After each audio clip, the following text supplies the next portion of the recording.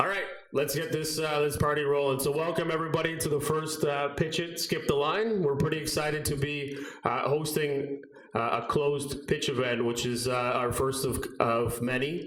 And I welcome you all for coming. Thank you. So we have a pretty tight agenda.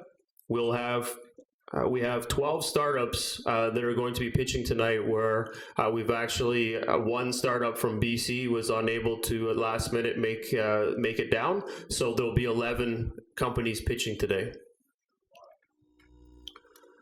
A little bit about myself and what we're doing. We have created a brand about 3 years ago called OPN, or the Open People Network. And we work to help startups find funding.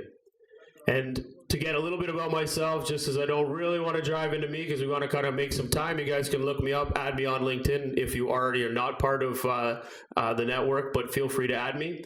Angel investor, as well as screening member for York and GTAN, and work quite a bit in the community helping the startups with all of our different events. So we're broken down into two sections. We have our pitch series, which is called PitchIt TO, and we actually run that here. And it's our flagship event where we have 300 to 500 people that come to the event, 30 startups in the showcase with a keynote speaker and 3 startups that pitch with a panel. And we've branched out over the last year, where we work inside of York with Y-Space, Seneca College, Durham College, and we're now looking to expand into the Waterloo region in the next 6 months with Skip the Line as well. And on the other side, we have our fund, which is called the Supporters Fund. And today, we were pretty excited to announce our $5 million fund that will be an extension of our first fund, which was the $1 million fund. And we are excited to be moving forward so that we can invest in more startups. So that's pretty damn exciting, no? Yeah. So some of the companies that we've invested in over the last year and a half, we have 13 companies, with 2 more that we are just getting into finalizing subscription agreements with. So those will happen over the next couple of weeks as well.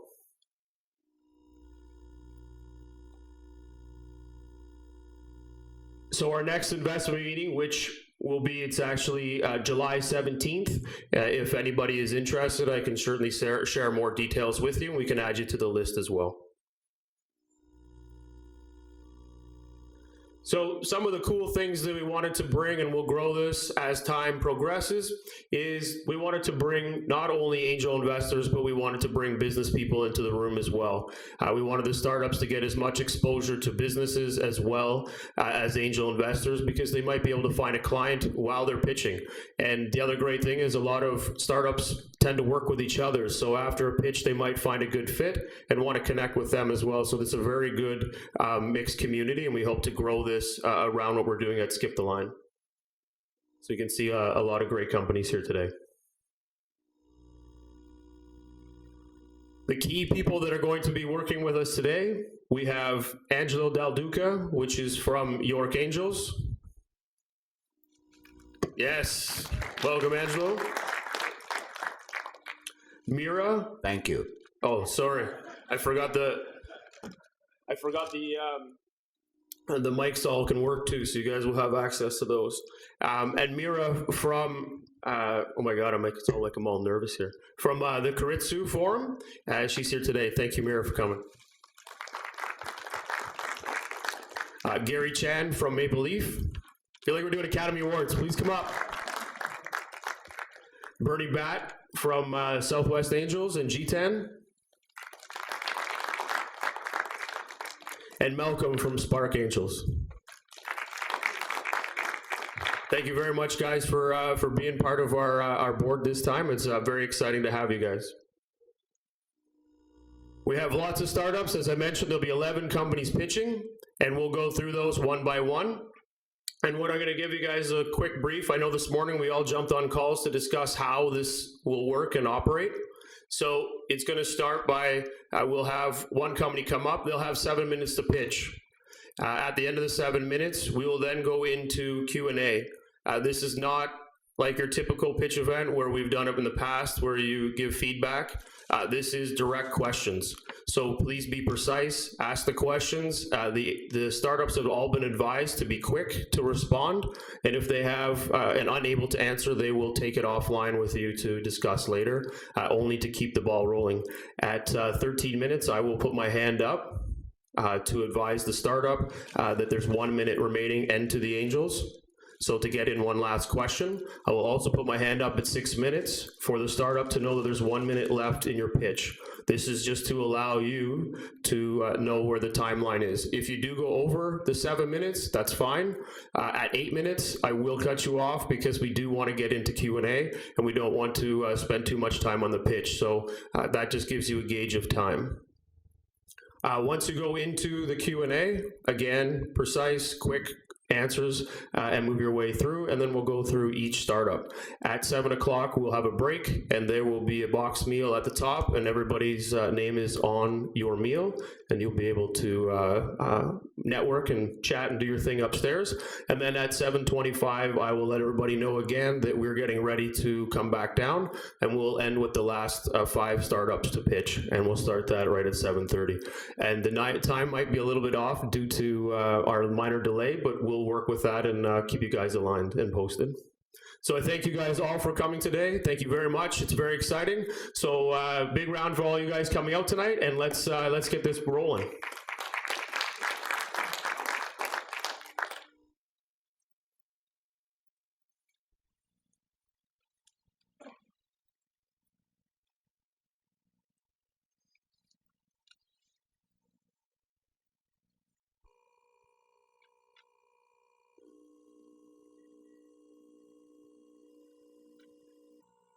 First up is Sponsor Circle.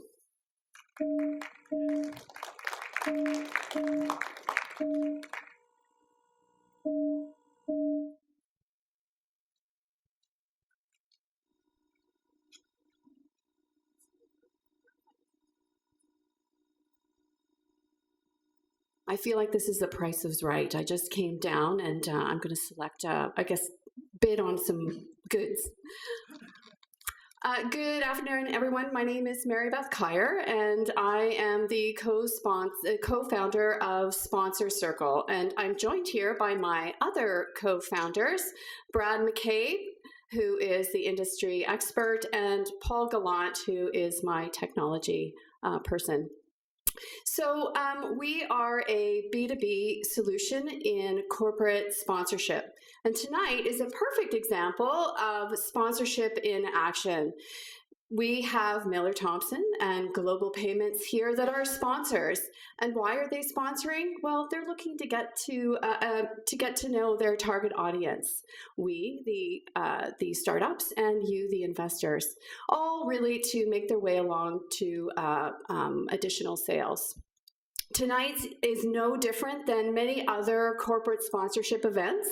We see that every festival, sports event, charity fundraising event are all a similar scenario. And what they're trying to do is to be better humans, better athletes, better environmentalists, better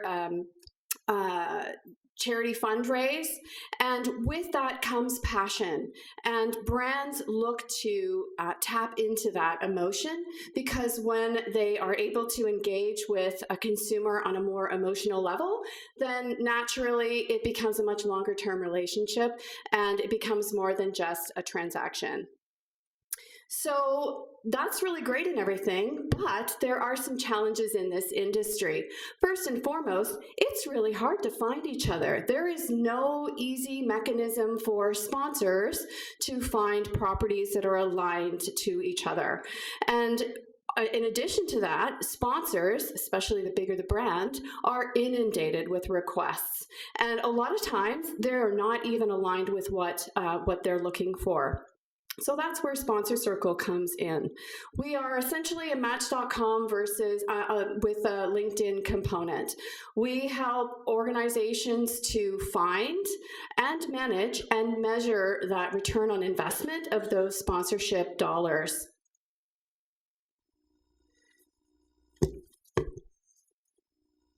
because of that emotional connection, you are going to see that it's a $66 billion industry worldwide, and it's not going away. And because it's a $66 billion industry, you can imagine that there's certainly some marketing considerations. I have the Raptors up there, yay!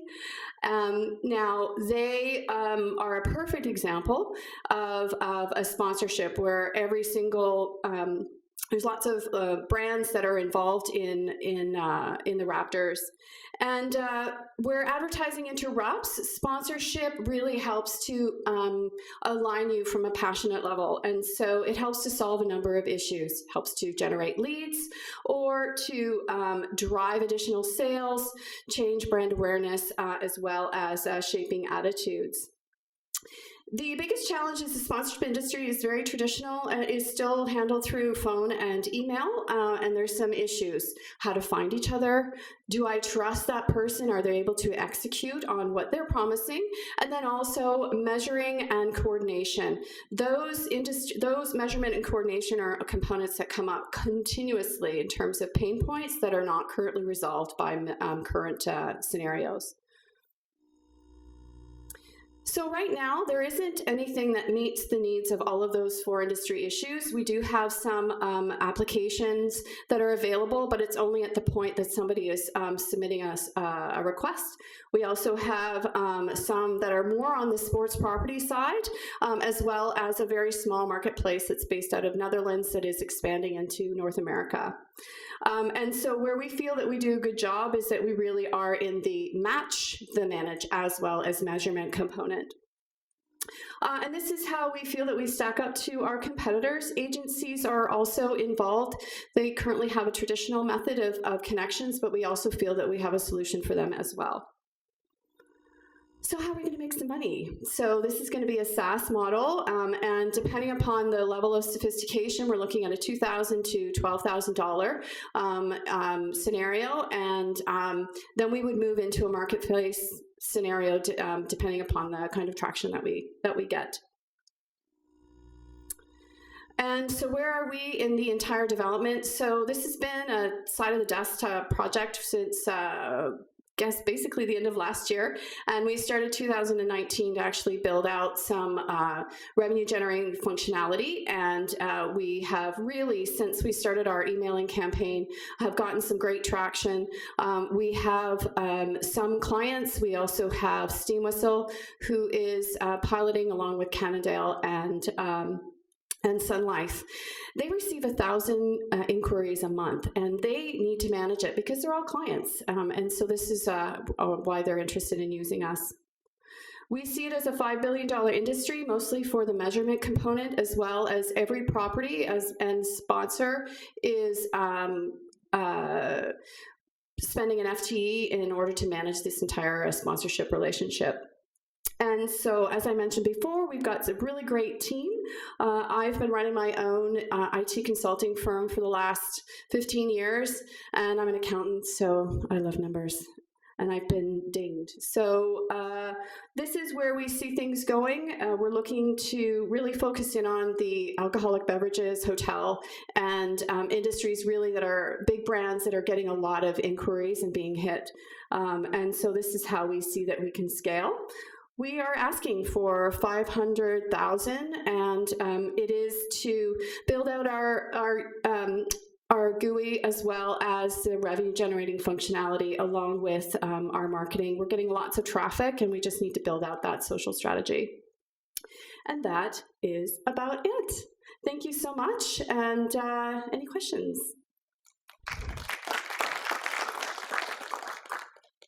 Bernie, Mira, we'll start with you, and we'll work our way towards Bernie. In addition to your team in this particular industry, I'm wondering, do you have any corporate advisors or anyone connected to any of these companies that is advising you in this space?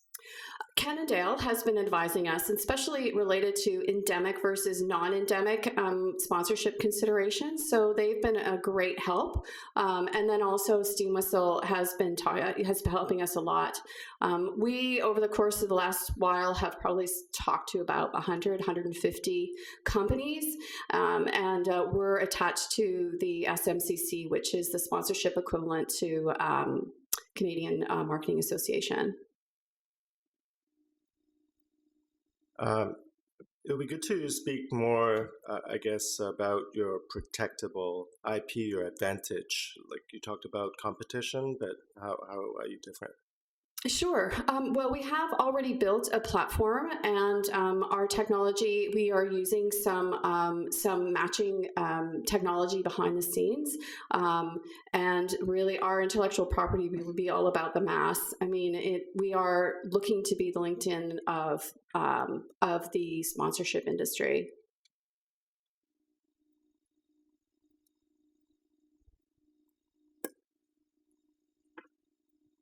So, Mary Beth, I have a few questions. Okay.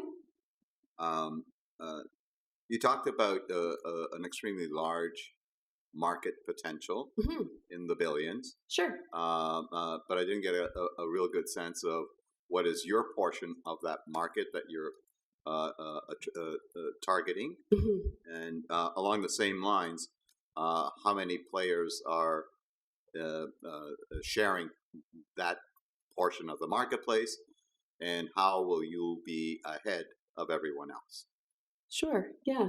Thank you. So it is a $5 billion industry, and that is based on our understanding of the way that the IAG, which is the American report that has some insights into the overall industry, and we feel that we can very easily get to about 100 million based on the fact that 70% of a $24 billion industry is spent on measurement and measurement alone. FTEs and for the sponsorship and the property side are also, we've got 30 million companies, on the sponsor side, 1.1 million properties that are all hustling. They all have FTEs looking to make those matches. That's why we feel that it's not a big stretch to get to 100 million. There is only sponsor pitch on the connection side, and then there are the 4 other companies that I presented in the competitive landscape that are working in the North American market. We feel it's pretty easy for us to get maybe about 5%, like in a really short time frame, so long as we hustle. Can you go back to your projection slide? Sure. Oh, this one? Yeah. So you're looking to have 75 customers by the end of 2020? Correct. You're going to bring on 2 salespeople? Yes. So how long does it take to go from a lead to a suspect to a prospect to a conversion on a trial? It's a very clouded marketplace, and the technology may be great, but I always think in terms of feet on the street, how do you actually close a deal? So we're using a technology called Duck Soup, which is a lead generator through LinkedIn, and basically what it does is it automatically will connect and look at profiles on LinkedIn, and we are currently are connected to about 400 brand managers, and that is just since February 1st. And that connection is a great way to start building out a conversation. There isn't a lot of news-related organizations that are sponsorship only. In terms of the amount of time it'll take for us to go to get, we are anticipating 35 at the end of 2019. We do need to build out the revenue-generating functionality as well, but we're thinking it's going to be about a 2-month turnaround in order to lead and land.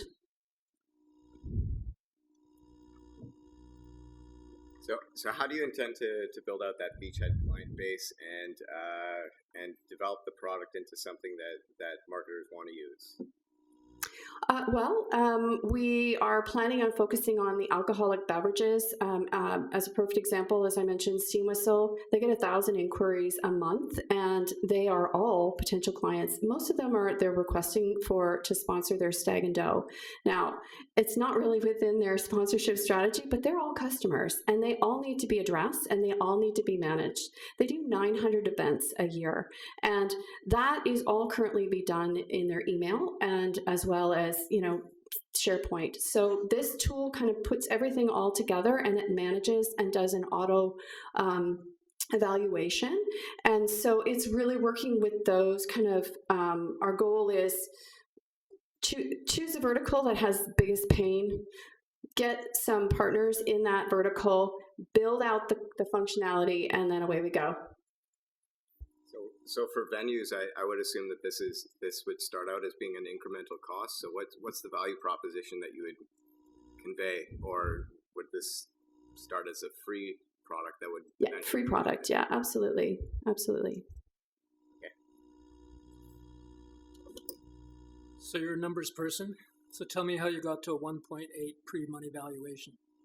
Well, it's a very interesting process, I have to say, because I am used to a lot of numbers.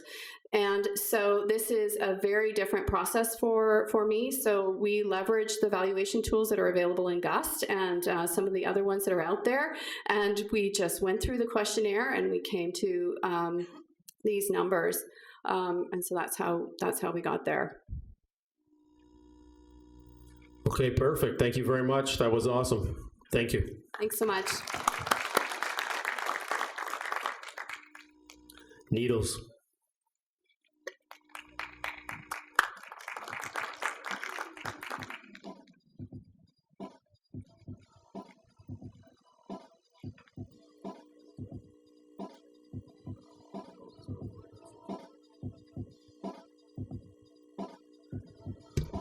From macro advertising to micro advertising now, so.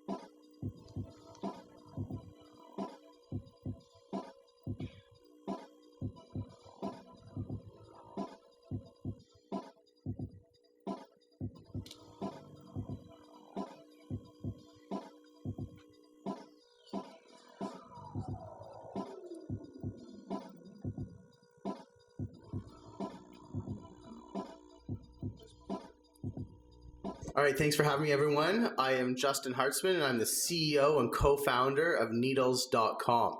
Needles is the easiest and most effective way for small businesses to advertise on Facebook and Instagram using artificial intelligence and machine learning.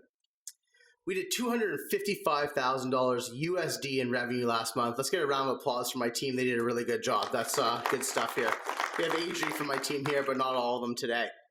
So there's 70 million small businesses on the Facebook platform in North America, but only 5 million of those businesses are using the advertising platform today. Why is that? Because the status quo options are do it yourself, which is super difficult, and 95% of people just churn out after a week, or going to a typical digital agency. And digital agency is very expensive and non-conducive to these small businesses. So what exists in the way of software, which you can see up here on the screen under that 5 million circle, they're great companies, but what they do is automate the knowledge that you have as a marketer in your head. We said that doesn't work. We drew the line in the sand and we said we need to automate this process and automate what they don't know, but what we do know. So we're disrupting the industry. I hate that term, but I put it up here. What we're really doing is we're filling a desperate need. And I think that's where we stand out and why we are where we are today and where we're going in the future. So we're the internet's first robo agency. We automatically create, target, and optimize digital ads for small businesses on their behalf. And I'll break those 3 pieces down for you today. First, our onboarding process in 6 questions. We know who you are, who you want to sell to, and what it is that you're selling.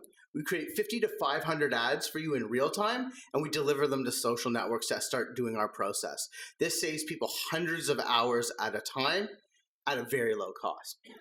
Where we stand out on top of that, which is the most important piece of our process, our software, is our purchase intent engine. That's a fancy words to say, when someone says, my tooth hurts, what do? We know they need a dentist, and we show them an ad for that dentist for the highest chance of that person clicking on it, becoming a patient or a customer of that service. We did all this in-house. We created our own classifiers in the NLP category, and we have an 83% accuracy, which is human level accuracy, all done here in Toronto with 2 data scientists. And lastly, what we do, well, not lastly, but what else we do is we optimize their campaigns 24 hours a day, 7 days a week. Not only do we employ the tools that Facebook gives us, which are awesome at the right times in the right ways to give the best results, we also have 50% of what we do is in-house expertise that we add to their campaigns. Not only what we've done, spending hundreds of millions of our dollars and of our users' dollars over time, but also the consultants that we bring in to help us to automate this process. So our model, we make it accessible to everyone. It's $100 a month, and we take 10 to 15% of their ad spend. This is cheaper than any other solution out there, including doing it yourself because of the expense of what it costs to actually handle that.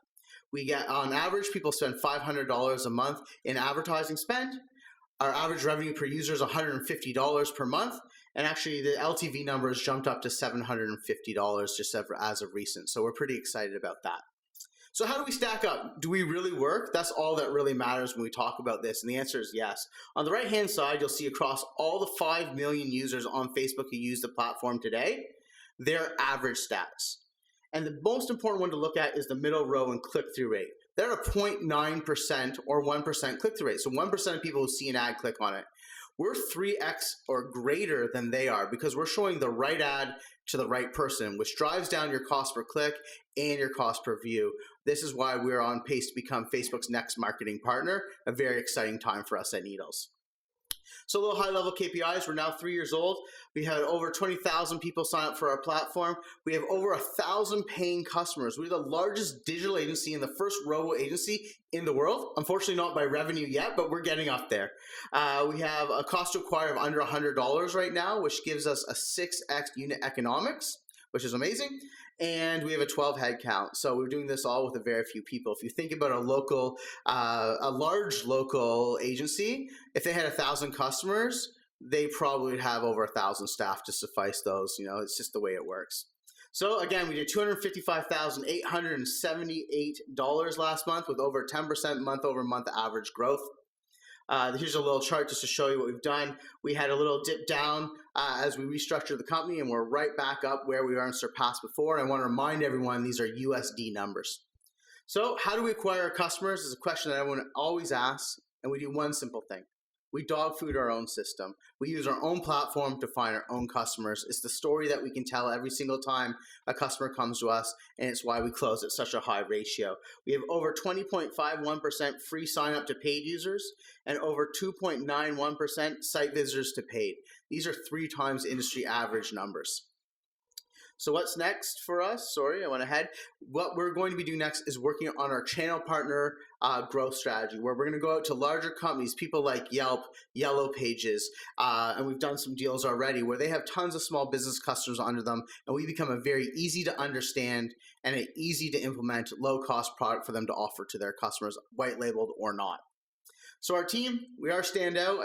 I went through that fast. Myself, Jeremy, and Michael, we've known each other since we're 6 years old. We went to camp together as kids. We've had 3 prior exits in the space. We're all different guys with totally different ways of doing business, and that's what makes us successful as a team together today. Sorry, this doesn't work. The future, we're raising a $4 million round at this point. We're just opening it as of now, which will help us to get to 30,000 customer mark. And I see his hand going up, so I'll go through this quickly. I'll just let you know that we're past break even into actual profitability right now. We did in February over $100,000 in net revenue, and in March around the same thing as well. That $4 million we're raising to get us to the $30,000 customer mark will get us to an $82 million top line revenue number with a 50% net revenue of that. So we're, just to reiterate, $255,878. We have over 1,000 customers, making us the largest digital agency in the world. And I thank you for having me today. Any questions? Thank you. Bernie, do you want to start? So, so you had 255,000 of monthly revenue. What's your net revenue? On that was just about $100,000. Okay. So, what's your exposure if Facebook changes their algorithm? What happens to you then? Does your platform become less automated, or do you have to fix it? What? Yeah, we continuously work on it either way because we're always finding better methods. We're employing new things. We're trying it. Everything goes through a 6-week process anyways. We see a baseline of what Facebook does. We hear some of our technology, and then we move on. But specifically to your question, they change stuff all the time. It's like a cat and mouse race right now. Who's going to get there first? Easy for us to fix. We're lucky, actually. We're one of the very few agencies in the world to have our own account manager at Facebook, which allows us to know what's happening, get the help that we need to make those changes.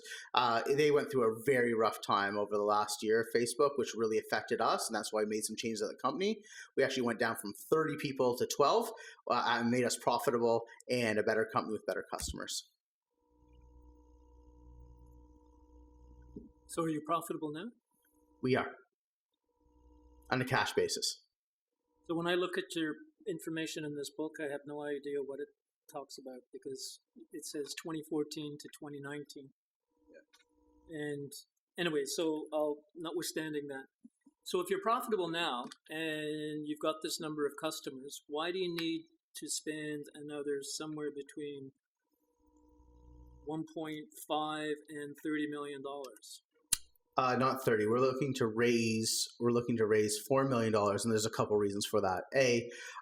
When we downsized our team to help us move forward, or right-sized as we call it, we got rid of some players who are B and C players, and we want to bring them back as A players, some other people to help us along the way. We're looking to acquire 1 or 2 companies that will help us with a customer count move up that have profitability to them already. We need to put more fuel to the fire with the 6 times unit economics. We can spend the money to get those customers to get us to that 30,000 customer mark. We're a going concern, and now it's time for us to actually scale up. We're a scale venture-ready company. But if you're already making money, you have the option of being able to grow it organically, or at least grow it so that you don't need that much money. I'm just not so much. But I'm not interested in standing here and organically growing as someone who's putting in small dollars and to make it happen. I'm looking to take this to the next level and be one of the Canadian billion-dollar companies, or at least a $500 million companies that we need to have here in our ecosystem. But I don't understand the numbers. I'm happy to go through them with you later and express them. These have come, I've been very busy this week. It's actually not JP's fault, it's mine. Happy to go through every number with you and show you where that works if you want to talk about it in more detail.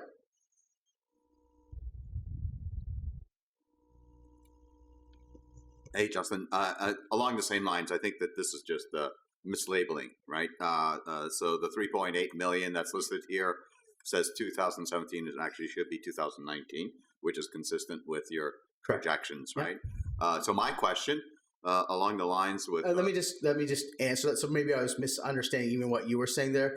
We did our first year in business, we did $900,000. Second year in business, we did $1.9 million.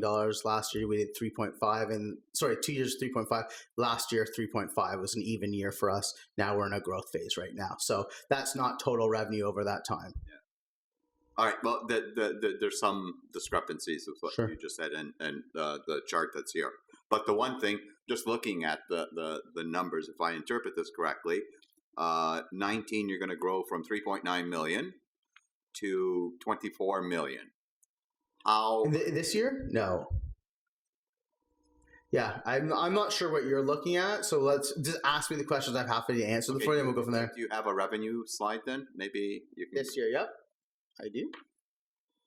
it's very hard for you to see. You might be able to see it in front of you over there. But as you can see, we're for the next 12 months, we're profitable in each month, and with an average revenue per month of around that, goes anywhere from 250 to 360,000. Those are on our current pace of growth and trajectory right now, not injecting of any capital. All right, but do you have one with year over year revenue?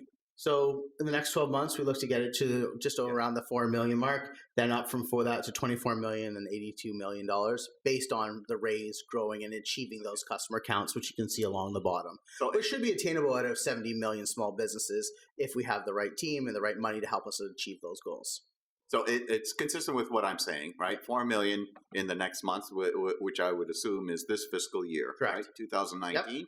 And in 20, you're going to be 24 million, correct? How do you substantiate that significant growth? Well, that's what we're raising for. Year? So there's a couple things. As I said, there's looking to purchase 2 companies, similar technologies that we're doing, so grow by acquisition in that way. That's a big piece for us. Second of all is building out our channel partnership, which is a very big piece for us to grow this market. Going to people we're talking to like GoDaddy, have 17 million small customers, white labeling our product to them, even if we get 1% of them, that gets us to the numbers that we're looking at right now. There's hundreds of partners like Yelp, Yellow Pages. They're in a little bit of trouble, but other hosting companies that are smaller out there, small business chambers that we're talking to, those will really help propel our growth. And again, now that we have our cost to acquire in around that $50 to $100 mark, what we can do is pour dollars onto the acquisition side and go at a quicker pace. So we actually have the funds to do that. Because if you remember when we've talked last and you came in at that round, we're actually burning up until August of this past August, $150,000 a month. We've now gone from break even to earning capital where now we can put back into it. We got to do that in a smart way. All right, a couple of quick questions. So in year 3, when you hit your numbers, are you still going to be Facebook based, or are you going to be on Instagram and other platforms? So we're on Facebook and Instagram right now. We were previously on Twitter. Unfortunately, their platform just doesn't perform for anybody. I did read today that we did have a profitable quarter, though, somehow, some way, which is interesting. But the answer is we'd love to. But the rationale is the other platforms aren't sophisticated enough to allow us to manage other people's accounts in the appropriate way to automate them, to gather the data that we need to do. And the market here is just large enough that we can achieve this without going outside of it. We believe that there will be other platforms that will catch up, and then we will bring them on as we can make that available to us. I have another quick question. I think you quoted the number, you have 20,000 signed up users and 1,000 active users? Yeah. So that's 20-to-1 conversion, right? Well, no, we had 20,000 over time. We have 1,000 currently on the platform with churn. It's, as you can see, we convert at about 3%, which is what it is right now, from a free sign up to a paid customer, which I had on this slide here. And to achieve 82, how many customers do you need in that case? To achieve 82 million in 3 years? We need to have 30,000 customers on our platform. Perfect. Sorry, guys. We gotta stop it there. We have to get them on the next time. Nope, they can't do it, man. Thank you very much, though. Thank you. Thank you, everyone. I have a question. Come back later.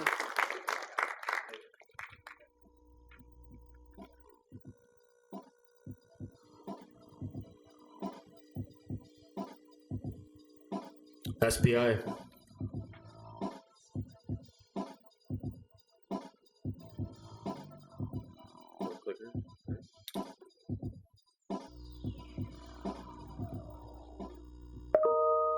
Thank you all very much for your time. Spring Power International manufactures cathode materials for lithium-ion batteries destined for electric vehicles. What's important to know about the manufacture of cathode materials is that the process is very environmentally intensive and therefore very costly and difficult to source and to locate for those who are producing the materials. What you have to know about that is that the supply of cathode materials into the electric vehicle market needs to increase by orders of magnitude in the coming years to meet the demand. And so costs are destined to go up, sites are going to be more difficult to find, and supplies are going to be more difficult to obtain for the entire industry. Spring Power solves that problem by producing cathode materials with zero effluent. Cost of treating effluent in the incumbent process is as much as a third of the cost of the final product. we can produce cathodes without any effluent, and so at the lowest cost in the industry. It also means that we can locate our facilities not in major heavy industrial areas in Asia, but in any light industrial area in the GTA, which gives us a tremendous advantage over the incumbent supplies, not only in terms of price, but in terms of stability of supply, eliminating geopolitical risk, and also, not to put too fine a point on it, on a green product, we eliminate a very significant environmental brand risk to these companies.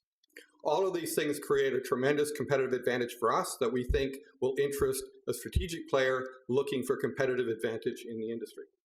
Just to illustrate that point, if you look at our cost profile, our cost advantage over the incumbents, we actually save $100 million for every 500,000 vehicles that are produced. That is $100 million that either goes into our pocket or represents a tremendous carrot for a strategic investor looking for a competitive advantage in the marketplace. In terms of our scale-up plan, we have a pilot facility operating in Mississauga today 24/7, which we're using to do our testing and our customer acquisition acceptance. We have raised $4.2 million in grant funding from STDC and the Low Carbon Innovation Fund, and we've raised $3 million so far in private financing to support that, and we are in the process of raising 2.6 million more Canadian. And the completion of that raise will enable us to build the 500-ton-a-year facility. And that is a facility that is large enough to serve the non-vehicle market. So one of our partners in this endeavor is a company called Electrovaya, which produces lithium-ion batteries for the forklift industry. And so our initial market for the initial plant will be for forklifts and other mobile devices and things like that. That company is cash flow positive after 1 year and profitable after 2. But as that project is underway, we will also be looking to scale up to the next phase, which will be critical mass for the electric vehicle industry, or 10,000 tons of cathode materials a year. We will be raising $60 million at that time, and that's what will get us access through to the electric vehicle market. And our other partner in this project, XTC New Energy Materials, is an incumbent producer out of China, one of the largest producers of cathode materials in China. They are a partner in this because they're interested in participating, obviously, in getting access to the North American market and getting access to, ultimately, to this technology through licensing. And that is really the third phase of our scale-up, is to license the technology to Asia and Europe. We expect this technology to be the standard method of producing these materials going forward. To give you a perspective on the North American market and the way this market is growing, it's expected to double every 3 or 4 years. So as I said earlier before, the market is growing exponentially. In 2023, the North American market alone will be $3 billion. What people don't also realize, I think, in this marketplace is that when they hear about is Tesla, but all of the automotive OEMs are making substantial investments in electric vehicle production in North America, which also means lithium-ion battery production in North America. So the North American marketplace is the marketplace that we are tackling first. To give you a perspective of our profitability, we've parsed out our forecasted numbers to show the 500-ton facility as a standalone company. And that company itself is a highly profitable, nice little mid-sized company, turning nice EBITDA and nice revenue. But where it really gets exciting is when we build the electric vehicle-sized company at 10,000 tons a year. That will turn $350 million a year and over $100 million in EBITDA. It also has a number of attractive elements that I mentioned before that we think attract a strategic investor to this business. In terms of the competitive landscape, most of the materials today are made in China and Asia. XTC New Energy Materials is one of the bigger players. They are a partner with us in it. And other major mining and materials companies are today making 9-figure investments in cathode material production in Poland, in Finland, and in Japan. And all of those locations will be higher cost than the existing competition in China, because the environmental conditions will be more stringent and labor costs will be higher. So as the capacity of the incumbent industry expands, our competitive advantage actually increases. There are other chemistries associated with cathode materials as well. The chemistries we produce too are specifically for the passenger electric vehicles. The other chemistries are more suited to stationary applications or heavy vehicles because they weigh more. And the performance dynamic of the chemistries we produce too are specifically suited to the electric passenger vehicles, and that's what's accepted within the OEM industry as the chemistries that will be the chemistries of choice moving forward. There's also some early stage, of course, research happening in this industry all the time in solid state and other things. They are very much at the research stage, and the accepted planning horizon for the automotive industry is that lithium-ion batteries using our chemistries will be what goes into these cars for their planning horizon. The team is highly experienced PhD-level chemists from the mining and materials industries who discovered this process.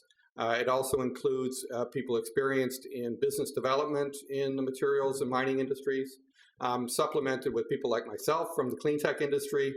We believe we put a very good team together to straddle both the mining and materials side of the business and the clean tech side of this business, and we're very confident with the team going forward. So in summary, it's a very large market. It's growing exponentially. We have a very compelling offer, which is north of $2,000 a ton, competitive cost advantage and growing. The technology is proved at the pilot level. It's operating 24/7 today in Mississauga. Our only challenge now is raise the funding necessary to scale up the technology to produce enough material to serve the customer. We have ready access to market from both our partners, the first partner to the non-vehicle market, the second partner to the vehicle market, and the experienced team I mentioned. We're looking to raise $2 million US on a $10 million US valuation. So with that, I'll ask if there are any questions. Thank you. Mira, you can jump in.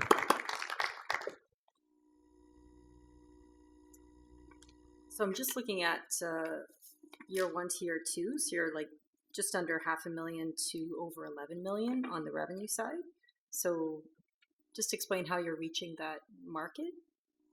Sorry, the revenue projections? Yeah. Yeah, the revenue projections are for the 500 ton a year plant.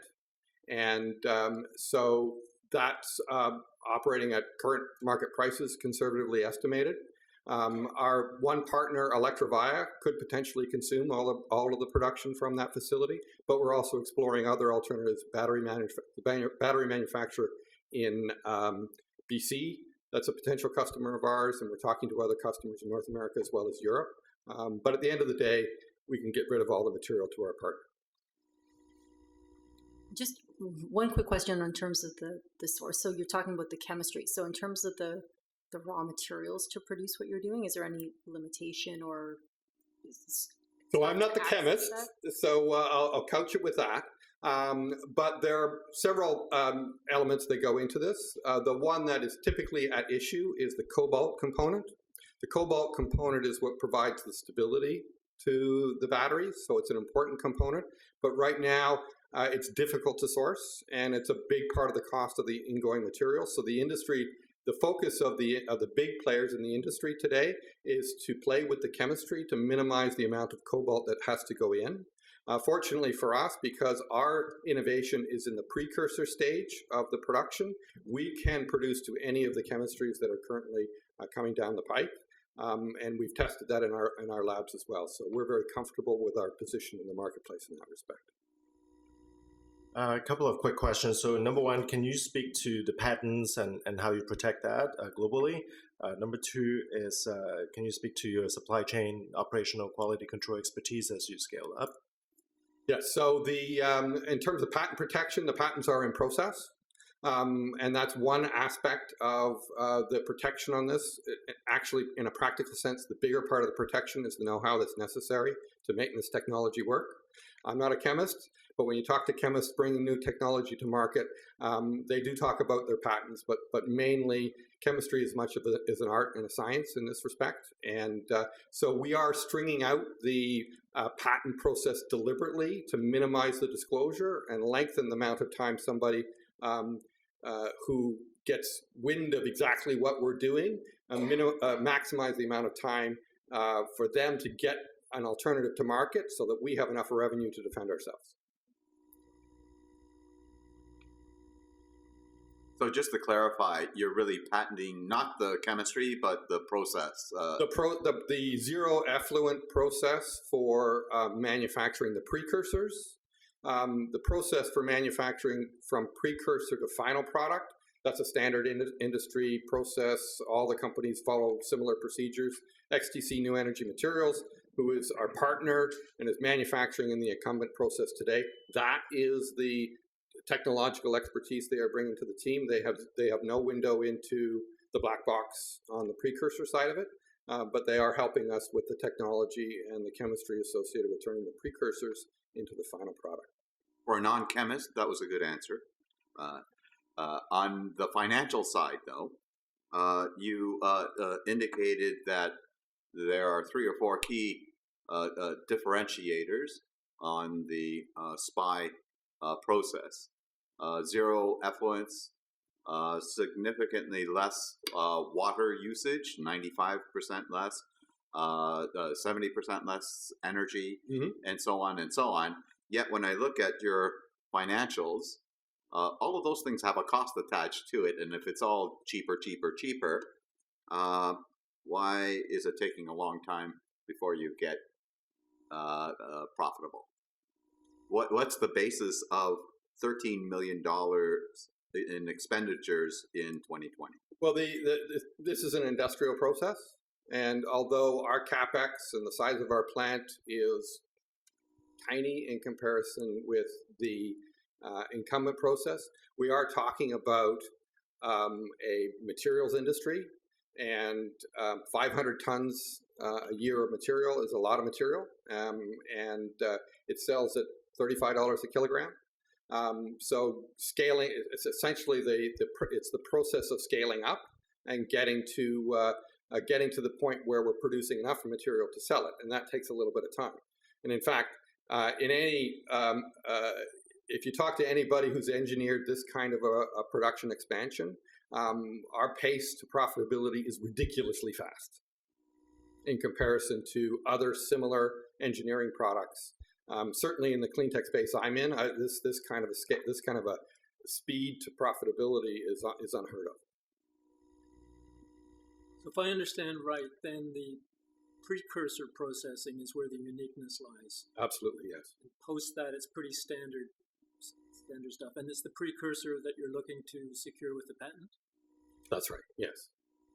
So assuming that was to come together, then that in and of itself would be extremely valuable. So why go through the hassle of building a business when you can license the technology? Very good question. And a big part of that is the normal answer you get in this, we want to maximize the value of that license before we start licensing it. But it's more of a practical sense. There is a great deal of know-how associated with these patents. And by the time we taught a PhD chemist to make use of the patents to produce the material, we would have our 500-ton plant up and running. So we are absolutely prepared to listen to those sorts of offers, but in a practical sense, we'll get more money faster if we build a 500-ton a year plant. Thank you very much.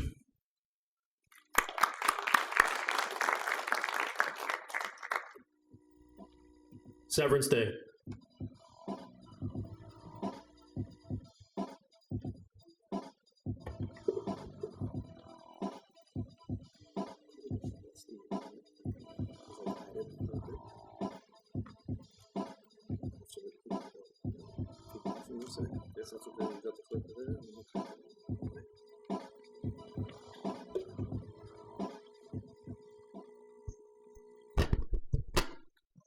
Good evening, everyone. My name is Philip. I'm a film director and film producer. And before I continue with the presentation, I'd like to ask you for a show of hands. So please, if you've seen any of these shows, raise your hand. That's about 50, 60% of you. Well, that's great, because what I'm about to show you is a feature film project that's going to stand proudly shoulder to shoulder next to any of these. And it's Severance Day.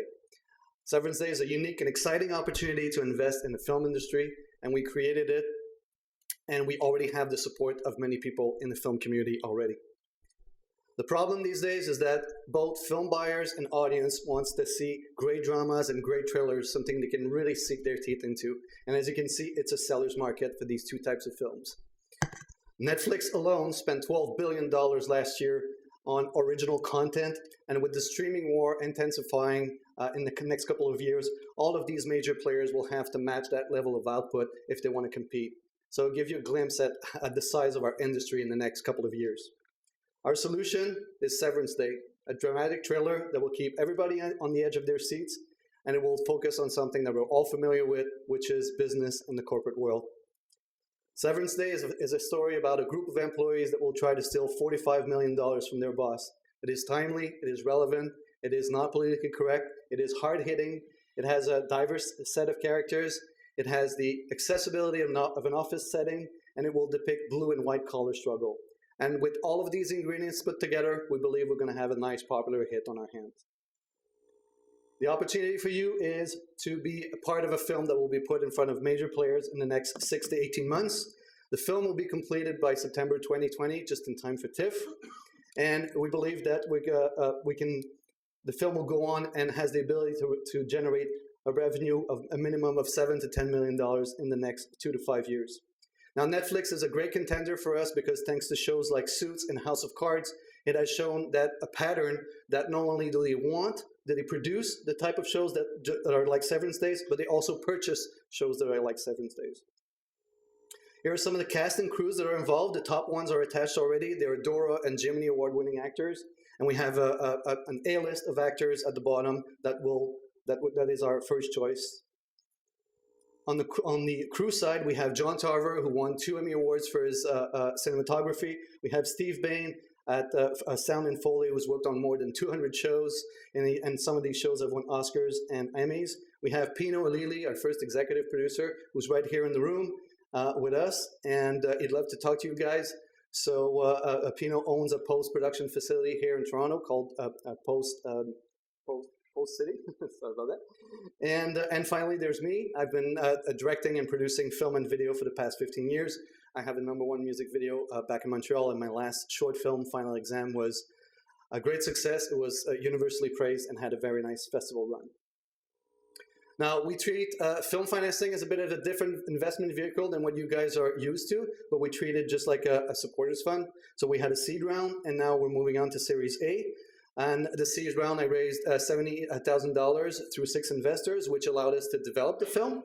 And with the Series A, we're asking for $500,000, which would kickstart the pre-production of the film, and we'll accomplish all of those things and more. But I want you to focus on a couple of those, which is that we'll produce a trailer, a scissor reel, that will first give to a sales agent that we're going to hire to start spurring interest on parts of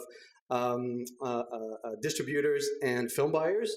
And of course, we'll use that reel to generate buzz around the film, to showcase my vision for it, and to raise more equity. As a production investors, you get senior investor status. You have priority in the profit waterfall. You get your money back plus 25% before we start splitting the waterfall to the other participants. You have to understand that a profit waterfall for a film can be a very lengthy, can go over a lengthy period of time, sometimes years and sometimes even decades. But that's not all. With your investment, you'll also have other perks that comes with it. You have the ability to appear in the film or give that option to somebody who wants to experience what a real film set is like. You'll have an invitation to premieres. You'll be credited as a producer.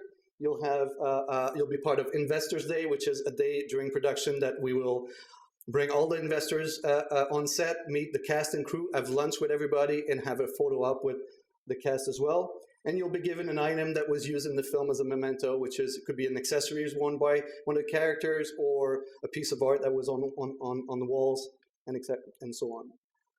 And as you can see, our budget right now is at $2.2 million, divided this way.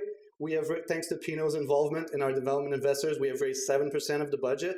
But with the tax credits that we can apply for, our raise is actually 35%. And with a successful Series A, we would be at 60% raise, which puts us in a very good position. Monday, I spoke to a distributor, and he assured me that once Series A is complete, he will start looking at international sales. Now, I've talked a lot about Netflix in the presentation so far, but film has many, many distribution channels. They have many ways to make movies, and the cool thing about them is that they all pay separately. We have 3 different distribution scenarios, which are laid down in the package. And I've only touched on the all-in deal in the presentation because given the market right now, an all-in deal, we believe, is more likely. My name is Philip. I'm asking for $500,000 to kickstart the pre-production of Severance Day. And if you ever wanted to be part of the film industry, Severance Day is a great spot for you to get in. Everybody loves film, and I'm sure that your peers would love and appreciate the opportunity to be presented with such a unique, cool, and exciting opportunity, and we're ready to pitch it to your groups. And I would invite you to visit the deep dive folder where you can find, of course, the deck, the package, although I have a stack of package with me if you want to have a hard copy. And also you can watch Final Exam, my latest short film. Now watching it will give you a great glimpse at Severance Day because it will be the same high level of drama, acting, and writing. And I'm going to leave you with one thought experiment, which is that in a year or 2 from now, imagine that you're at a cinema and you see Severance Day's poster, or you turn on the television and here's Severance Day on Netflix. What reaction would you like to have? Would you like to go, yes? Or would you like to go, damn? Thank you very much. Bernie, do you want to start? What's the investor share after the profit waterfall reaches that money back plus 25? So after that level is done, for the next year it's 60-40 in favor of the company, and then afterward it's 50. All the revenues are split 50-50.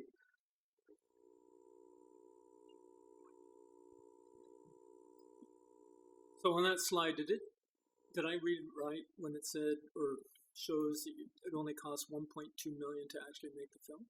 No. So what was the $2.2 million? So $2.2 million is a total budget. 60% of which was for production. Was that right? That's right. Which is about 1.2. Yes. You can make a film for 1.2. Well, we can produce it, but no, we're looking more at getting the whole budget before entering production. So this initial investment is basically to hire some people to go to pitch it at film festivals or other larger places. Yes. And make a trailer. That's right. And hire a line producer and do the script breakdown and do all the location and tech scouting, so all the preparation that the production needs before moving into production proper. Yes.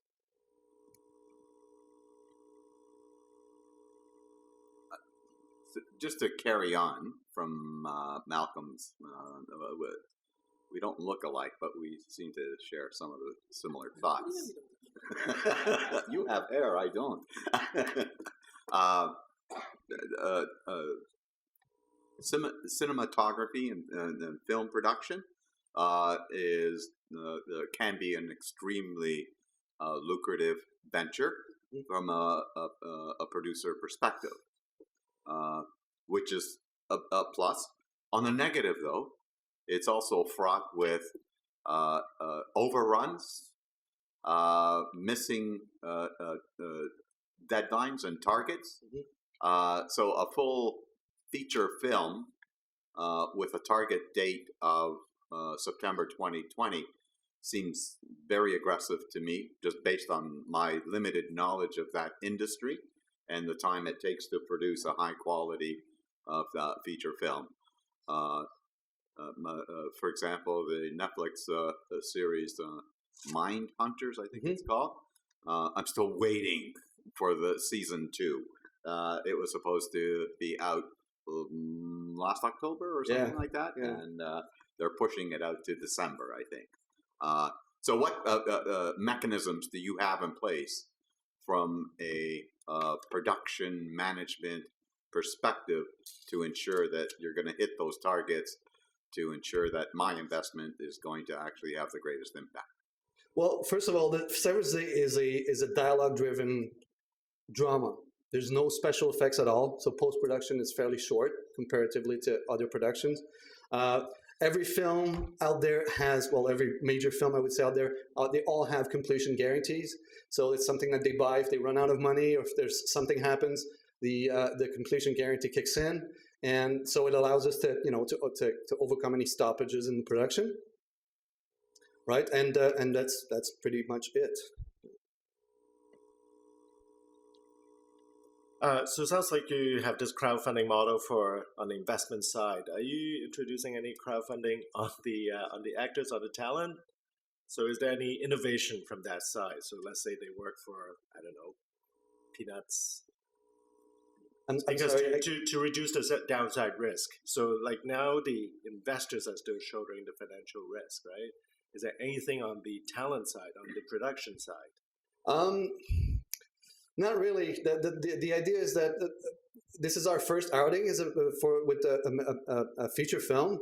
Now, if I was an established film director, say, I could go to actors that I've worked with and say, hey, you want to do that film? And I can't really give you that much, but I'll give you points in the company instead. And, so they become producers as well, right? But because I don't have a reputation yet as a film director, and this is our first outing, the risk is higher, and the risk is pretty much on the production side. Yeah. So you said Netflix spent $12 billion on content. Original content, yeah. Original content last year. So what do you sell this kind of film for? And does the price vary depend on who the company? Well, we're gonna ask for our minimum ask for an all-in deal is $7.5 million. So one buyer would buy at $7. So you can yes. But that's an all-in deal scenario. If a distributor wants to have it in the theaters, then we'll have it in the theaters, and then an all-in deal can come in afterwards. A streamer like Netflix or Amazon or Hulu or whatever can come in after a theatrical release and buy it, right? So the avenues, the revenue avenues are multiples, and they can come in, and you have as well. You can show it here. Yeah, you can see it here. You have hotels, airlines, and cruise ships, and these are all sort of. There's actually a great breakdown in the package. It shows, the kind of how many months there is a theatrical release, and then it moves on to online, and then it moves on to DVDs and Blu-rays, and so on and so forth. Yeah, a film has many avenues. Just from an education standpoint, what does an all-in deal mean? An all-in deal is that Netflix buy the film, say, for $7.5 million for all the rights across any platforms for a set period of time. Yeah. And usually when that time expires, if it's not perpetuity, then we can take the film and explore other avenues of exploitation after that time has expired. Still have time? We're actually right on time. We're right on time. Thank you very much. Brainwave.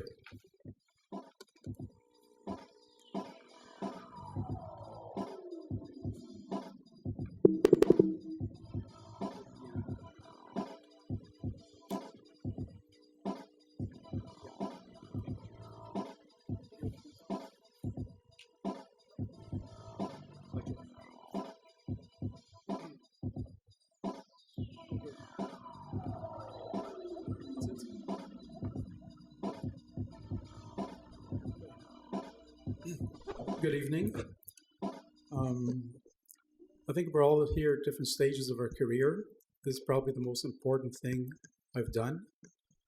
I invented the electronic spreadsheet in '69, got the world's first software patent in '82.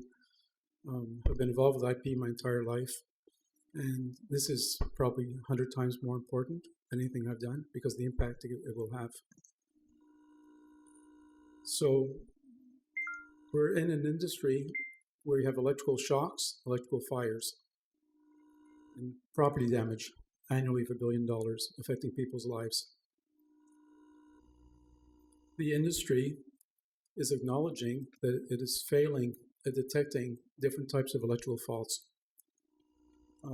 Series arcs is just one example of electrical faults that are just not detected by arc fault breakers or receptacles. Similarly to parallel faults, you've got ground faults in your kitchens and bathrooms. They don't protect you against arcing. You got temp resistance, which is, again, it doesn't protect against electrical faults.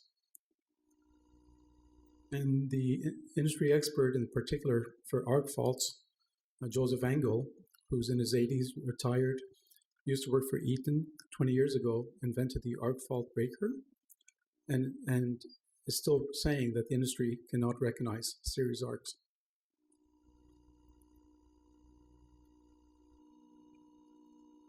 Again, they're saying that the cathedral cause of fire was probably short circuit.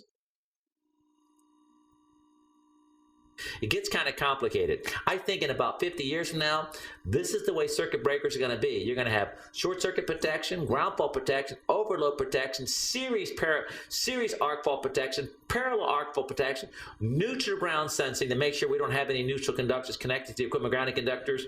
And the final one is going to be, what was the last one that was left over? A GF, ground fault protection. No, it's just simply GFCI protection, or at least ground fault protection of equipment. And that's just the way breakers come at one point in our lifetime. Right now, you have all these peppered rules in there. Kevin. And again, they're projecting this in 40 years because this was 8 years ago. We can deliver this in 18 months. The concept began 3 years ago when I went to Parallel ATI Technologies, my friend KY Ho, who basically created WonderCard, integrating EGA, VGA, CGA into one board. And I saw him go to 4 million, 10 million, 20 million, 40 million as he built ATI. So I thought, what would happen if we put a processor in a receptacle and put in all the electrical fault feature detection into the receptacle? And the industry recognized 2 years ago and gave us first prize among 9 U.S. competitors in the building automation conference that took place. They actually understood it better than I did, what the implications were, because I took that core technology in the last 2 years. We've realized that we can take the whole core technology and expand it across not just receptacles, your power bars, power strips that don't have any electrical safety, adapters. We can put the technology in appliances, your washing machine, your microwave, your vacuum cleaner. And all these appliances can include communications, besides including safety. And then we came up with the fact that we had to see what was going on in our processor to current and voltage. We entered a whole new field of monitoring current and voltage, which the industry's never done on a real-time basis. And with our API, we can make it available both to industry and residential. And because it's PLC compatible, we can provide command language control over time sequencing, load shedding, and complete control of loads in residential and or for equipment. So that opened up a whole new field where there's no competition whatever. And then we realized we can invent intelligent junction boxes in your ceilings, cupboards, and we can create star networks. We can provide electrical safety closer than the breaker panel and not at the receptacle. Then we realized we could be a companion product to circuit breakers. And then we realized we can actually be in the breaker panel with electric speed safety, addressing all the faults that the two gentlemen have said are not being addressed. In particular, again, the API that we'll make available, and this is working at the moment, provides frequency analysis, power factor. You can see end-of-life equipment. You can manage 14 floors in a building by the end of the year by just watching on one monitor how the HVAC is operating in real time. And I should have mentioned that it was on previous slide. Part of the core technology is that the power is off all the time. So we've eliminated arcing. We turn on the power within the cycle only if there's no electrical fault taking place. Nobody else in the industry does that. And the passion being patents, we just filed another 200 patent claims today. When we're during presentation, we're up to 200. Now we're up to over 400 patent claims. I'm fanatical about core technologies and IP. Our patent positioning is that the industry that recognizes it is failing on electrical safety will have no choice but to license the technology. And so, yes, we can subcontract and make product. You get treble damages when you have a product in market. I won't go into valuations at this point. But basically, the future is individual control of electricity at the load. So you can have 2 amps, 4 amps, whatever amperage you want under your control. Again, subcontracting is the path we're going, and licensing. Our targets are the giants, and we're making the assumption that either one of these people will have to take over our company if they want to be the leader in the industry, or we'll have to have a player that wants to license the industry. And we already have a multi-billion-dollar company that's not in the industry, but is in over 50% of people's homes, that wants every product we have once we get CSA certification. Our raise is only $500,000 at this point because we're getting ready for 10 million Series A round. Thank you.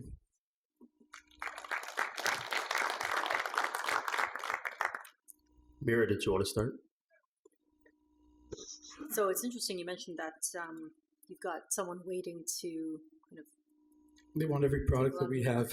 Yeah, and obviously the caveat being that you need your CSA certification. Right. What's the timeline on that? What's the track? It's going to take till December before we can get about half the products approved, and Q1 for the other half of 2020. It's a slow process because they've never seen technology like this before. And are you focused right now in the Canadian market for that? Well, CSA will give us US as well. Yes. And then you got CE for Europe. We have the contacts for CE as well. Okay. But no, we're North America focused first. The technology operates on 220 as well. Have you spoken to any distribution partners or clients or anyone overseas yet in, say, Europe or Africa? The answer is yes, but we didn't bother following up. It was too early. I was speaking to 2 parties in China. Yeah, we can talk. So you're an IoT company then? Do you have software? IoT is a fallout from this technology, meaning we're focused on power line communications because we're not crazy about wireless because it can be hacked. When you're dealing with current and voltage, the last thing you want to do is be hacked. So we have proprietary power line communications technology that we've filed patents on. But the last 2 months I've come to the realization how safety is a killer aspect of our technology. Yes, we've got room to include communications throughout, and yes, we can daisy chain 30 of these devices. But I'm presently focused on safety.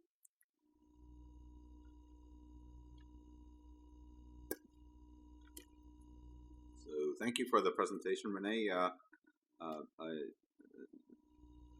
You did a good job in identifying what the key areas are and what the ramifications could be without having a solution to those issues in the power space. So I like that. 400 patents. Yes, claims, not patents. Patent claims. Claims. It'll end up being about. Regardless whether they're claimed or issued, that does entail a significant amount of cost. So how much have you spent on those provisional / files? Just not to misrepresent, 400 patent claims have been filed in 5 applications. The U.S. Patent Office came back to us and said, hey, you jammed 10 patents, different innovations in one. And so 400 patent claims will translate into 20 to 30 different patents. So I always go with a provisional patent first. I jam everything in to save time to buy 30 months effectively.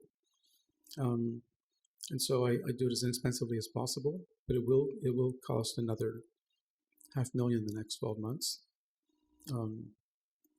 It cost $50,000 just to file China and Europe 2 weeks ago without the lawyer fees.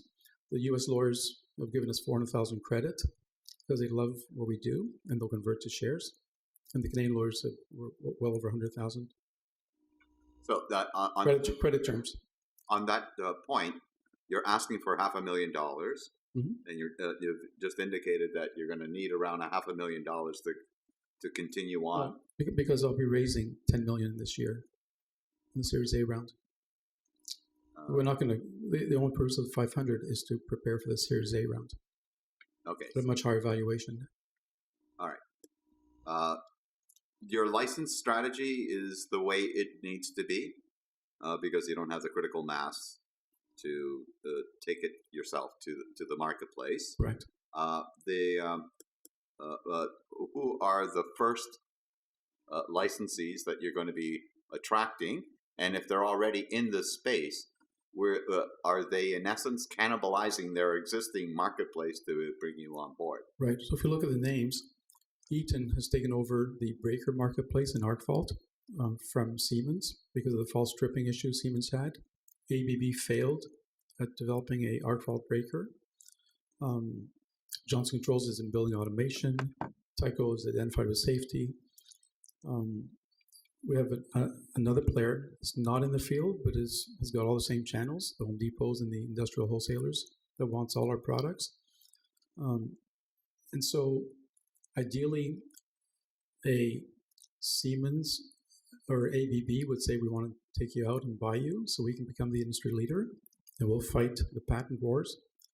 Or someone will help us license the industry, which is a really difficult task.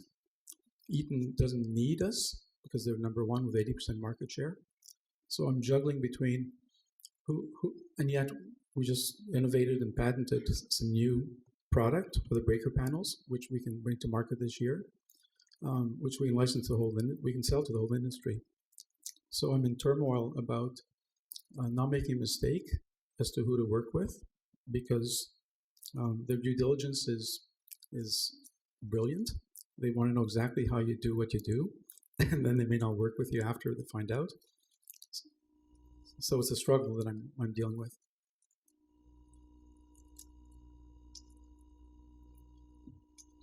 So you made 200 patent claims? We filed 400 patent claims. 200 today? 200 we filed today before the meeting here. And you're going to go for a Series A 10 million round this year? Correct. And so what's the $500,000 for? It's just a bridge as we move along to the Series A. I've been offered $2 million by a big player on a much higher valuation, but they're the kinds of people who will swallow you. If you make a mistake, they destroy you. And so I'm exploring who are the right partners until the Series A round, and who are the right players. Is it an industry player or sophisticated venture for the Series A round? It's probably going to be one party. So if somebody's offering you $2 million at a higher valuation, your concern is that they might take advantage of you? Right, because throughout my life I've seen that you can really make mistakes on critical decisions if you're not careful at all levels of building a company. Okay, Bernie, you're going to have to hold that one for after. Thank you very much.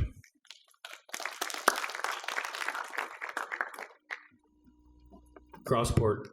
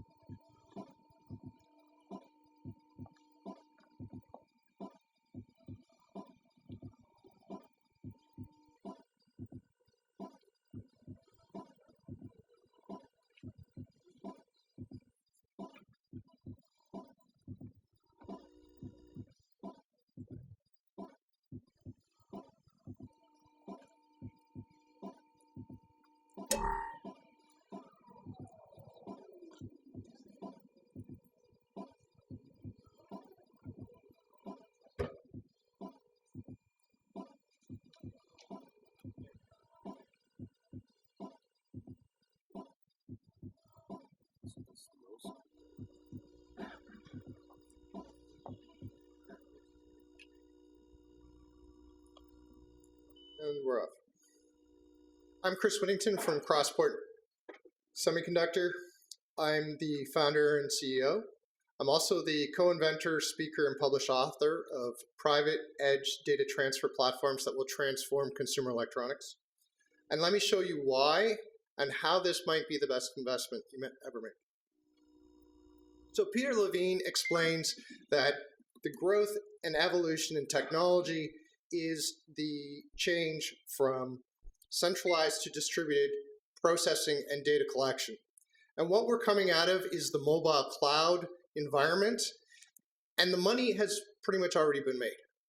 So what's coming next is the edge intelligence. And this is where we're looking at growing amounts of data needing to be processed privately right at the edge of the internet.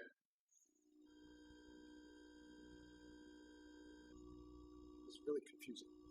So more data was created in 2017 than in 5,000 years of humanity. Now, IoT creates some of that data. Most of it was media, video, high-res pictures, and music. The digitization of everything has hit consumers the hardest, and the industry is struggling to keep up. So millennials and Gen Z are phone-first generations, and the average phone can hold 1 to 2 terabytes of music, storage, videos, what have you. And it seems like a lot, but if you have 4K video and super high graphic cameras on these things, it fills up fast. So how do you get your data off a cell phone, off a mobile device, especially since a lot of this is shared over social media?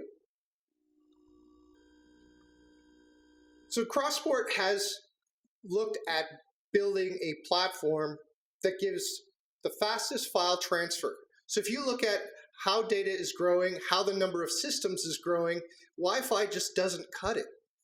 And that's what 85% of consumers have. 5G will be great for mobile access to the internet, but it is terrible at moving large amounts of files and would cost you thousands of dollars to do so. So Crossport solves the challenge of moving data across multiple consumer systems using a technology that consumers already know and love, and that's USB. So our solution is the fastest, easiest to use, and is actually one of the cheapest ways of moving data. Crossport creates a data pipeline directly between two systems without buffer. We use AI software in the connected peers to do so.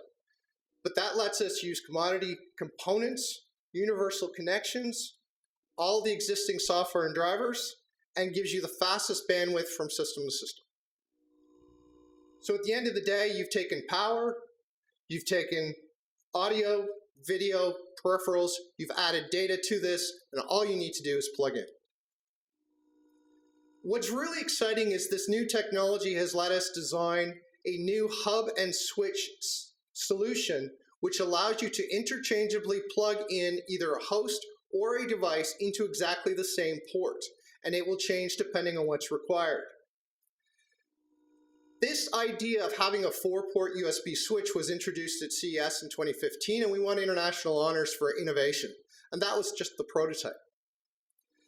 Since speaking at a number of industry conferences in creative storage, as well as the IEEE Consumer Electronics, we learned that the tier ones are still trying to do this. They haven't solved this problem yet and need to. Our solution is fully compliant, works with all aspects of the USB specifications. Our USB 3.2 solution is 40 times faster than native peer-to-peer transfers. It also eliminates the Type-C risks when you connect two systems together. It is cheaper and easier to manufacture these new designs. You don't have the silly cable on the end of a hub. So this single design chip solves tens of billions of opportunities over the next 15 years to interconnect systems and move the piles of data that is constantly growing. We have already set up an arrangement with a large contract manufacturer that's worth about $15 billion. They service all the tier 1 companies, and they already have interest at their clients. So we're only building the chip, and it'll fall through the channel already. So what we're looking at here is a low-cost, low-risk chip. It'll cost less than $2 million to build and less than 12 months. It'll deliver 20 gigabits of data transfer between systems immediately with 40 gigs right around the corner. There's no production issues or constraints, we only do the design and have that certified, and then the fabs build the chips, the manufacturers build the products, and the retailers sell. We can easily see 50 million chips being sold in the first 3 years. That's less than 1% of the market.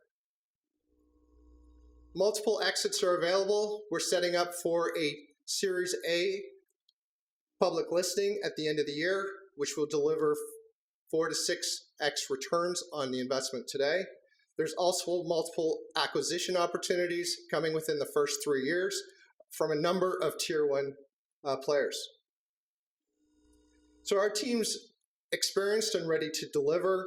Myself, I've been working on this for 5 years, doing patents as well as confirming interest with retailers or manufacturers.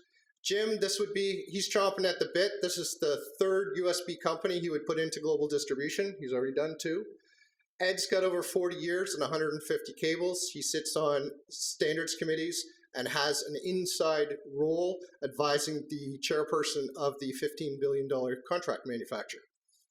Eunice is just finishing up his PhD in chip design.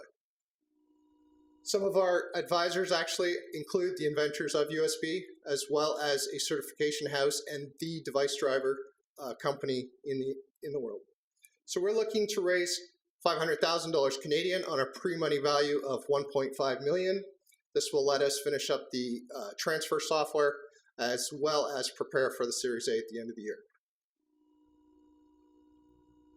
Thank you. Bernie, did you want to start?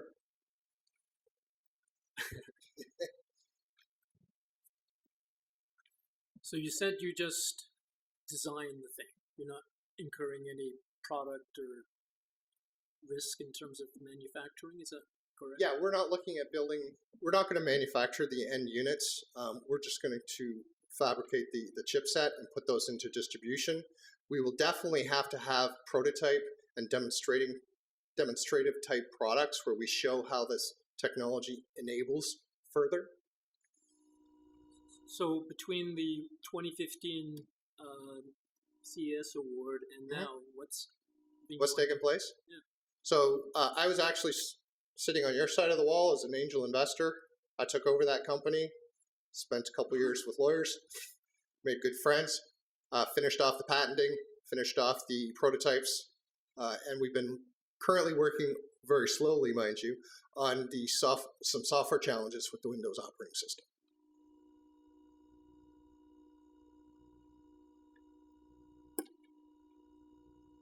Of course, I have a couple of questions. I see from your financials, you're ramping from pre-revenue to 7.9 million in 1 year.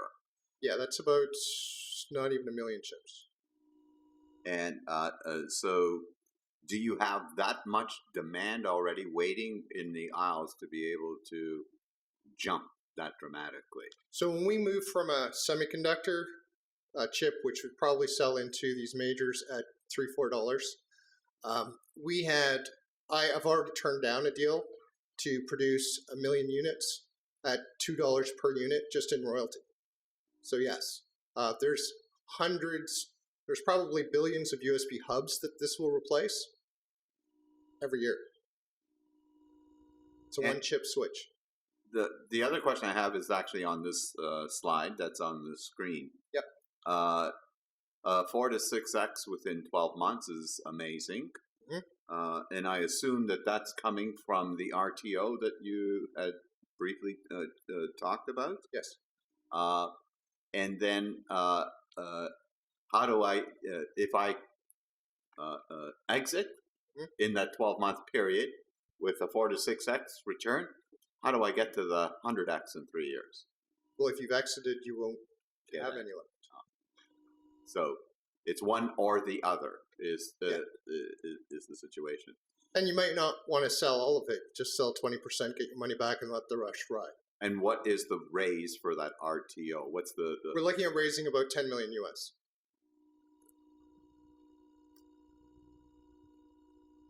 So on that note, so what does 500K give you? What is your milestone?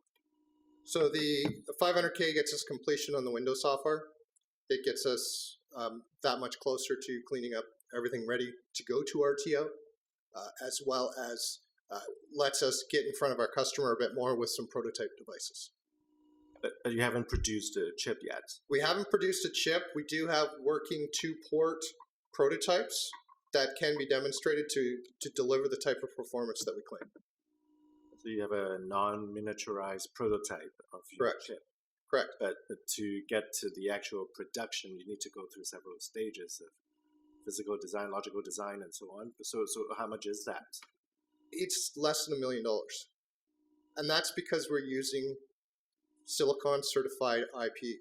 So this is basically off-the-shelf IP for chips. And basically, I effectively designed it in PowerPoint. It's been validated by 2 or 3 design houses, and they've already given quotes on delivering the finished product to tape it. Can you just go back to the slide with the direct data pipeline where it says no buffer? Just want to understand. So is this something that becomes a part, like you're a component within all of the pieces, or are you the conduit that connects the 2 pieces? I'm just trying to understand where you fit into this. We are so there's a hardware device that we create. We put the chip into that hardware device, which sits in the middle. And that device is basically a high-speed bus where the data transfers across. So every other approach has had to buffer the data in between the 2 sides. We don't buffer. So if I've got a mobile phone with information on it that I want to put on my 2 terabyte hard drive. Yes. Is that the use case? No, it wouldn't be the use case. If you had a PC at home and you plugged in your cell phone to power it up, you could transfer all the data on your cell phone to your PC directly. Not using a hard drive, which is currently the fastest way to do it, is to copy it twice. Mm-hmm. This would allow you to just recharge your device and offload all the data you want to do. It also allows you to control your PC with your phone. So for the Gen Z and millennial generations, they don't have to be constrained by USB rules that say big systems control little systems. That's currently the way it is. So what this does is it peers them up so you can control anything with a cell phone or a watch, whatever has a USB connector. But if I want to take something from my mobile device and put it on my terabyte hard drive, can I do that? You just use regular USB. Okay. We're not required. This is a system-to-system peer transfer. We just eliminate the middlemen, and this solves a lot of problems in a lot of industries, particularly at home. Okay, perfect. Thank you very much. Jamstack.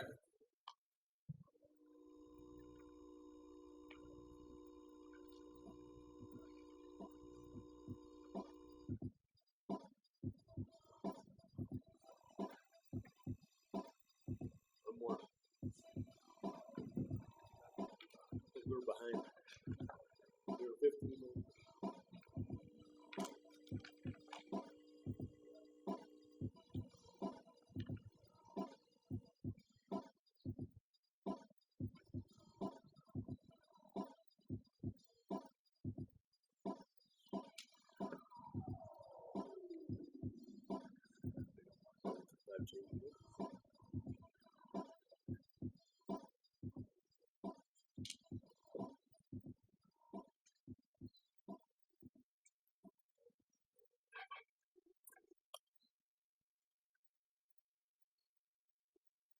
Hello. Hello, everyone. My name's Chris Prendergast. I'm the founder of Jamstack, and I'm going to start my presentation off with a really quick demo.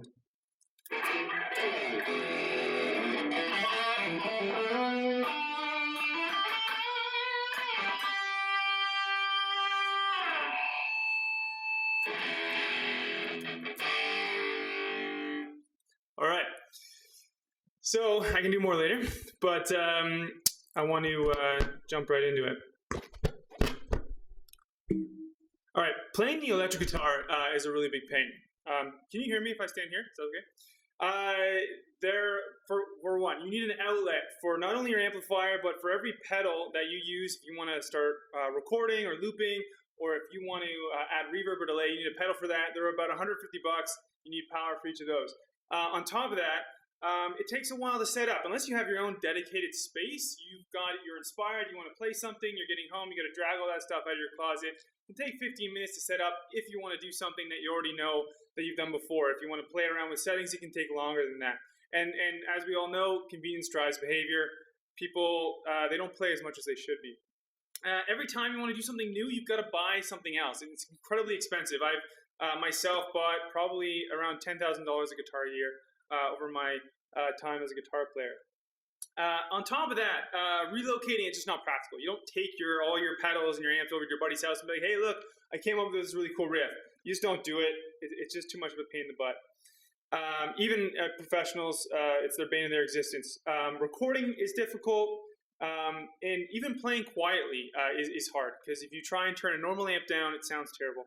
On top of all of these existing limitations, it's really not moving into the future. We're not seeing this become social, collaborative, and there's some really cool, exciting opportunities with that as well. Okay, so this is our product that I just showed you. It's the world's first in two important categories. One, it's the only amplifier on the market that attaches onto a standard electric guitar body, which means you're now just as free as an acoustic guitar, and it also means that you've got all your controls right by your right hand, which is an amazing experience. It's also the only amplifier for any instrument where you can actually just plug your smartphone directly in and actually change the way your guitar sounds by doing processing on your phone. Every other industry is starting to take, beautiful screens and hardware out of their devices and putting it into your phone, because you're not going to be $1,000 computer in your pocket, except for the music industry, and that's what we're trying to do now. And of course, we've got incredible sound quality being driven by portable speaker technology. And a little bit more details about our device. You got 8 hours of battery life, and on top of that, it's also a really premium Bluetooth speaker, which is amazing value for the customers. I want to be clear, this isn't just a portable amp. We really feel this is the most versatile and fun and addicting way to play guitar in general. And we're going to talk about how we're going to do that for other instruments in a minute. The DNA of our company really is on these 4 technologies that are exploding right now and are not being fully capitalized in this space. That's mobile processing, this interface that I talked about that converts analog instruments into the digital world, portable speaker technology, which is really taking off. I like to make the analogy of digital sensors back when GoPro was getting started, and also great software experiences, which we'll get into. If you're not familiar with amps, this is kind of what you have to look forward to if you're shopping. There are portable amplifiers, but they're terrible, and they don't offer you effects.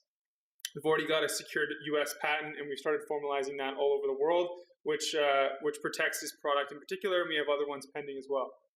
We are in market. We've just become profitable. We've done 1.4 million in sales already, and we're looking at doing 3 million this year. We're already in Long and McQuaid. We just signed on with Guitar Center, which is the world's largest music chain, and we've got another number of opportunities ahead of us, which we're really excited about. Most of our sales right now, almost 90%, are direct to consumer, so we're really excited to start expanding more into retail. We've won several technology awards and innovation awards. Now, as far as the market opportunity goes, everyone has a Bluetooth speaker, I would imagine, most of us here anyway.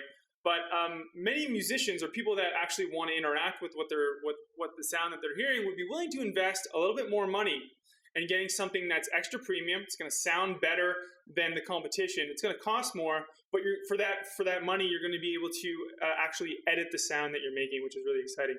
Doesn't matter if you're a beginner or an intermediate or advanced player, this product really is the best on the market for all 3 of these segments, whether you want to play along to music, which I can show you later, whether you're traveling, or whether you just want to be able to change effects instantly.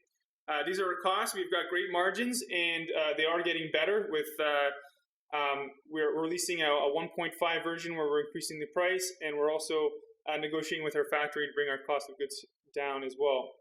We're already, like I said, selling online and in music stores, and then the final step of that plan would be to move into major retail. We're really, really good at Facebook and Google ads. We've been doing that for a long time, and that's why we're able to create the revenue that we are right now. We're really excited to start moving into the influencer space too. as we begin to get more credibility. We've got a great manufacturing partner with almost infinite scalability. They make speakers for Philips and iHome. We've had an amazing market reception and very low defect rate. You can see that our customers are all really excited about us. I'll just read really quickly. My Jamstack arrived Christmas Eve, and without a doubt, hands down one of the best pieces of musical equipment I've ever purchased. So we're really proud with the response we've had. All right, why we're raising money is for future product development and for software. So this is really important. For the first time, we hope that thousands of musicians, or hundreds of thousands of musicians, are going to start playing their instruments, first their guitar, using a digital interface, which means the potential to participate in an ecosystem is going to become possible for the first time, which is really exciting. We want to create a social network. Well, we've already started creating a social network for musicians to be able to, one, play along to other people's music, two, actually record and edit those sessions, those layers of tracks, mute different musicians, and then share that with people that follow them and follow musicians. And eventually, you're only getting a small section of the public actually participating in this content, and the rest are just going to enjoy listening to the new music that's getting generated every single day. This isn't possible without the hardware component. We feel that both of them are going to be create a really exciting ecosystem. So our plan, this is our current path. We are developing a larger amplifier currently, which has wireless modules to bring in the piano, to bring in microphones. Imagine karaoke opportunities where you can actually auto-tune and change your voice, which you can do with this product actually as well. But you can do 8 signals at once, so if you have multiple musicians in the same room. And it's also a great tool for people that have a home recording studio that want reference monitors and have that interface so that you can plug in and get started. We've got an amazing team that's been executing from the very beginning to right now, and we've got an impressive board, including Jeff Long of Long McQuaid. We're raising $1 million. This is Canadian now, switching over at a $7 million pre-money valuation. Most of that's going into hardware development, software development, and then marketing and staff, as well as a big chunk of that for inventory to get ahead of the curve, cash flow wise. Quick summary: we're looking at $3 million this year. We've got a product in market with great reception, great margins that are getting better, amazing relationships with both our factory and with major retailers, and this software opportunity could potentially be quite massive. Thank you very much. Thank you. Bernie, want to start? Sure. So at a $3 million revenue, what's the percentage of product development of revenue? Oh, how much are we going to spend out of our revenue on product development? Very little. So we're already spending our revenue on product development kind of right now. We're doing a 1.5 version this Christmas. We're spending about $4,000 a month doing that, and that will be ready around September. But that's what the raise is for. The raise is for product development on the other side of things. So we've got a very lean path to product development because of our partnership with Cortex Design, who's also an investor, and because the factory, the way you can they amortize their engineering and development costs into the cost of the unit. So we're pretty lean on that front. We don't have tooling estimates yet. They can, that might add a little bit more to the budget as well. Okay, so I guess in the software development, that's going to be with respect to what software? So the software development is this social media app that I was mentioning earlier. I can go back. So there's nothing on the market like this. Musicians will be able to, again, listen to tracks that other people have made and participate in those tracks by playing along to that music by just hitting one button and recording. Again, those effects that I was showing you on my phone, you can actually tie other effects apps right into this.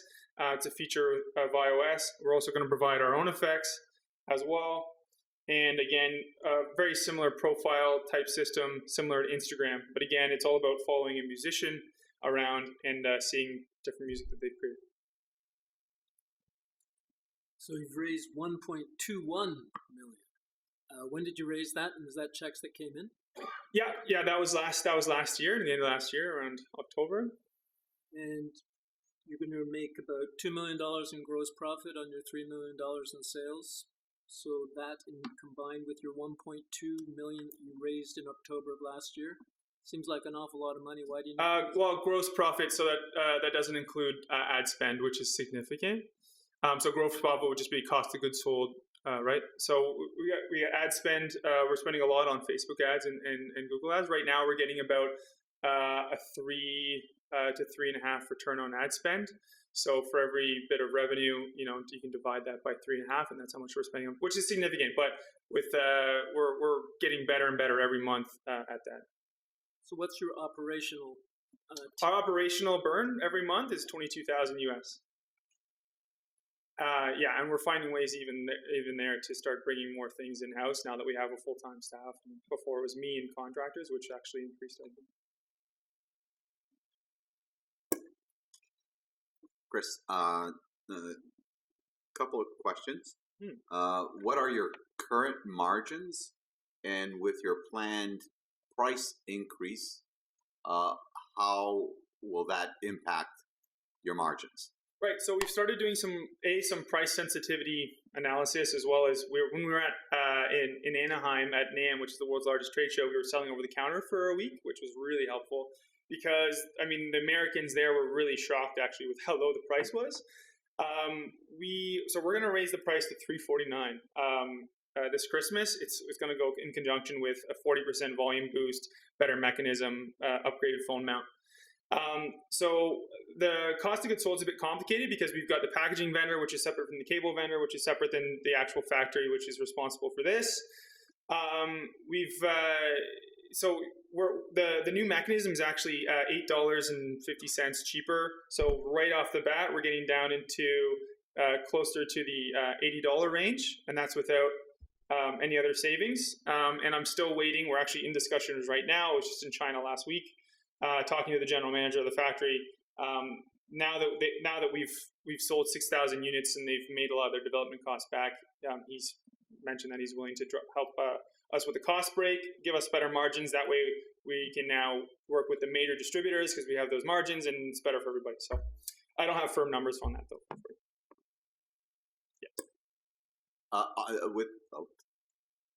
Yeah. One question. Oh, that's it? Or yeah, okay, one more. On the app, what is the revenue model, if any? And what do you anticipate coming in with that app? Yeah, so there's several ways to monetize. We want to grow this like the social media growth model, which is just getting really, really large and getting a lot of engagement and a lot of users. We're going to run ads. There's going to be premium accounts where you can either turn off those ads as well as be able to link out offsite to your own streams or merchandise and those kinds of things. So that's our first. But there's a lot of creative things we can do. And then there's also the data itself and just understanding what music is out there and then publishing that music. We've got thousands of tracks hopefully being created. We can see what's the most popular and actually start making money on those streams as well.